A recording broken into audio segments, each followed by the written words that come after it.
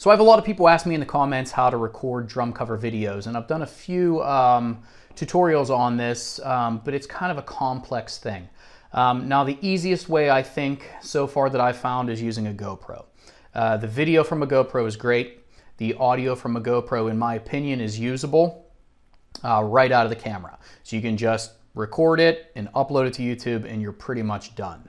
But GoPros are still a little bit expensive, and I know not everybody can afford one of those, so I wanted to see if there was maybe a really cheap way that you could record decent quality drum covers for under, let's say, 125 bucks, which is pretty crazy cheap, realistically. So I also have a channel devoted to filmmaking, and when you're shooting a film, a lot of times the camera is really far away from the subject, and you can't get any sort of mic near them. So you need to use some sort of external recorder like a Zoom h4n, and that's what this is, and I use it for filmmaking. But they're pretty cheap. I know they have some older models, and I know they have newer models out now. I haven't used any of those, but I have used the h4n a lot, and it's a really great field recorder, and I thought maybe it would be a good way to record drums pretty cheap. It has a few different settings on it. One of the settings is a 4-channel setting. So what it allows you to do is record from this top speaker part or microphone part right here. And then it also has 2 XLR inputs. So if you put this on 4-channel mode, you can actually record 3 separate tracks. So you have a stereo track here, which is essentially 2 tracks. You have a mono track here and a mono track here. So what you can do with this is put this on 4-channel mode, face this towards your drums, and that's going to get the whole room sound, or the overheads and all the toms. And then I would put a snare drum in one and a bass drum in the other.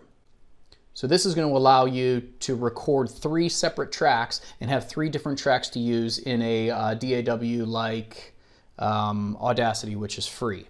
And I'm actually using this to record right now using a lav mic, and it doesn't sound too bad. So I wanted to test and see what this would be like using it for drum covers and see if it's usable. And like I said, you can pick these up on eBay for probably 120 bucks or so. You could probably find them a little bit cheaper than that if you look hard. So this might be a really decent way to record all your voiceovers, which I'm using it for right now and which I use it for all the time, and also maybe to record the drums. So let's take a listen.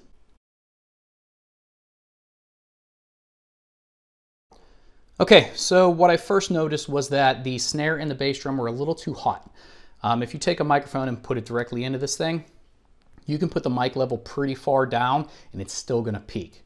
So for around $1, I think these were less than $1 actually, you can get these things, which decreases the decibel level going into the device. So you plug your microphone into here, and you plug this into the Zoom, and it drops the decibels by 10 dB. I have one for 10 dB and one for 20 dB.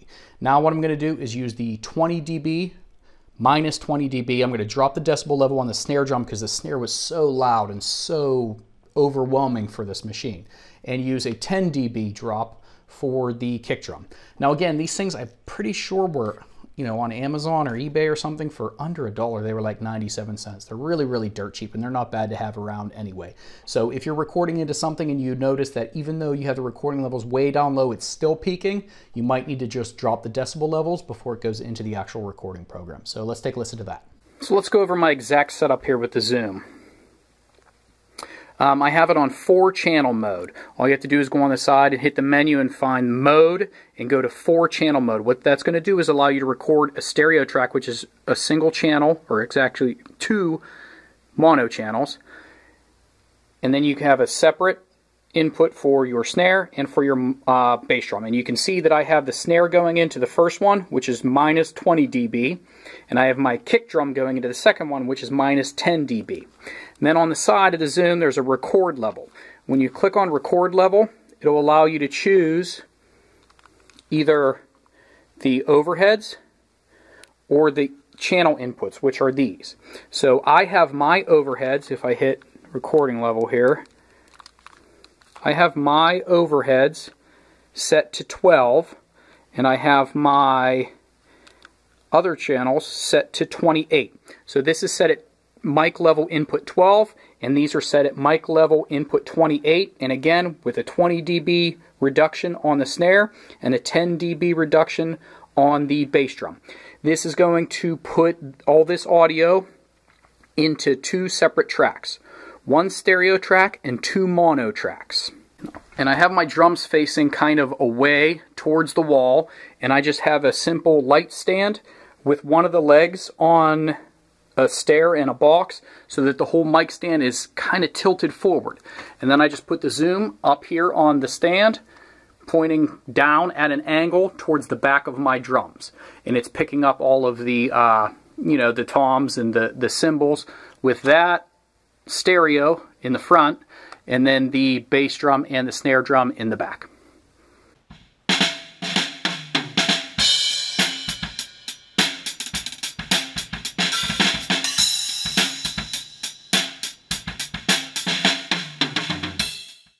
Now all you have to do is take your SD card and put it into your computer and use whatever sort of audio editing program you like. Audacity is a free one if you want to use that. So when you import those tracks, it's going to look like this. Now I told you had three separate tracks: snare, bass, and overheads.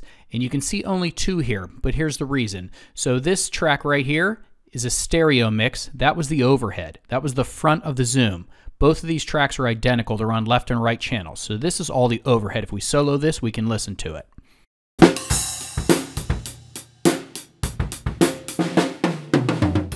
So that's the overhead or the room mix. Now, this is a stereo track, but the left channel will be snare and the right channel will be bass. So what you can do is click on this little icon here and split stereo to mono. Now these are two separate tracks. So now you have three total tracks. One is just snare. We'll solo the snare.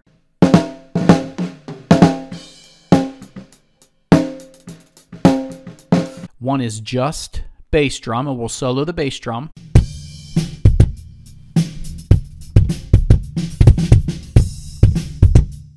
Now this is going to allow you to manipulate or EQ or add whatever effects you want to the snare alone, or to the bass drum alone, or to the overheads. And the overheads are going to come out a little bit tingy and trebly, so you're going to have to try to add some effects to get rid of a little bit of the treble.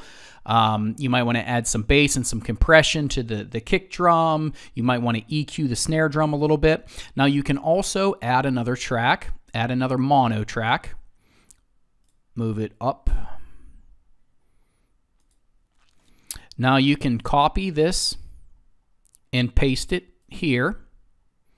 Make this one left channel, this one a right channel, and then click and make stereo track. Now these two are connected. So now the snare drum is on a stereo track, and we can do the same thing for the bass drum. So now we have a stereo left and right snare track.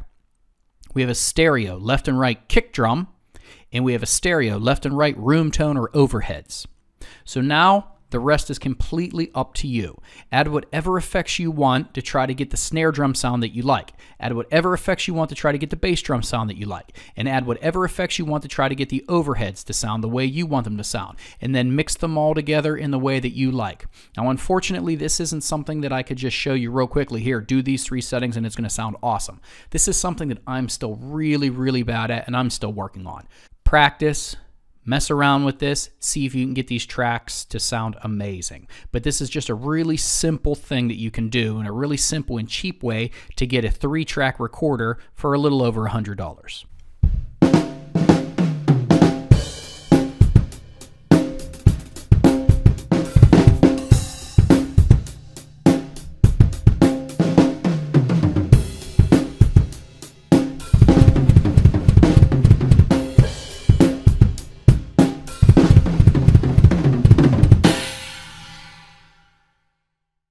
So as you can see, there's no real reason why you can't get at least workable drum tracks from your house. If you're using something like your cell phone to take the video, the audio is going to sound like crap through there. So you need some sort of external device. Now you can buy a multi-channel audio input, and spend lots of money on mic packages and things. But if you don't really have a lot of money to spend, you could get it all done using something like this.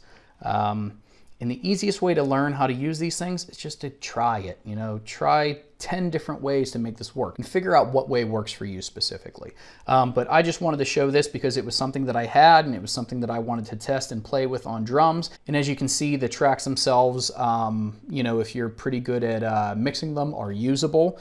And it might be a good way, under 120, 30, 140 bucks to be able to record drums pretty easily. So there you go. Zoom H4n. Give it a try.